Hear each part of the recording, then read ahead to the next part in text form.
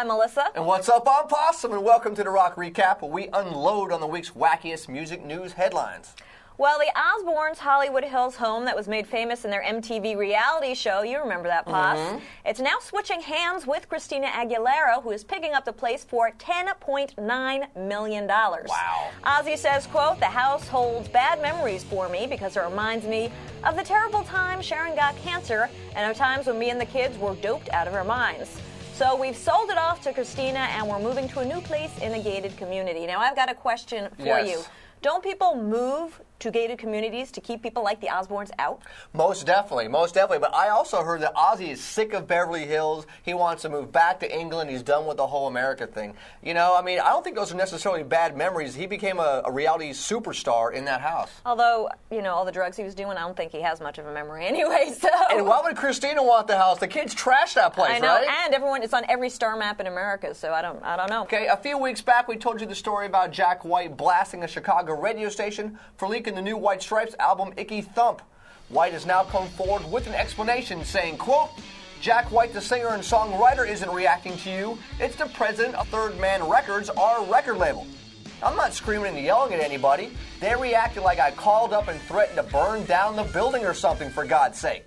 Do you forgive him now? I'm just a little confused. So he is the president of Third Man Records? Yes. And he did call and scream and yell at the girl? Yes. But now he's trying to say he has multiple personalities. It wasn't him, it was the... Exactly. Like he went third person. Yeah, said, that wasn't me, that was Jack White that called you and yelled at you. Yeah, don't forgive him.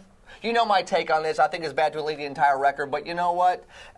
They just did a big thing in New York and a big thing here in L.A. You saw the lines outside. It was packed. It's not going to hurt or affect them in any kind of way. The fans are still clamoring for the new White Stripes. Absolutely. It's not going to affect record sales whatsoever. There you go. If you want to see Prince this month, and I know you do, it's going to cost you. It's going to cost you dearly. Prince will be playing a 7-night residency in L.A.'s Roosevelt Hotel starting this Saturday night and running until the end of the month. Tickets are available for, get this, $3,121 a pair. Wow. I guess they're not charging by the inch. That's like 3 days' salary for you. You can handle that, right? Something like that. You can handle that. That's crazy money, but you know what? I kind of dig the intimate gig thing. I mean, he did it in Vegas. It was a huge success. I think it's cool. I just wish I could afford it. Well, that's the thing, though. It's L.A. It's only going to be famous people. It's kind of elitist, if you ask me. Exactly. So I'm sure Melissa will be on the guest list, and I won't, right? Yeah, sounds about right. Okay, Mel, it looks like the reunited Motley Crue may not be reunited for very much longer.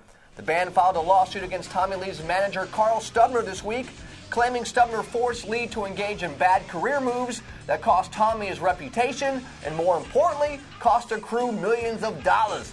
Only one problem. The rest of the band didn't tell Lee anything about the lawsuit, and apparently he's not down with it.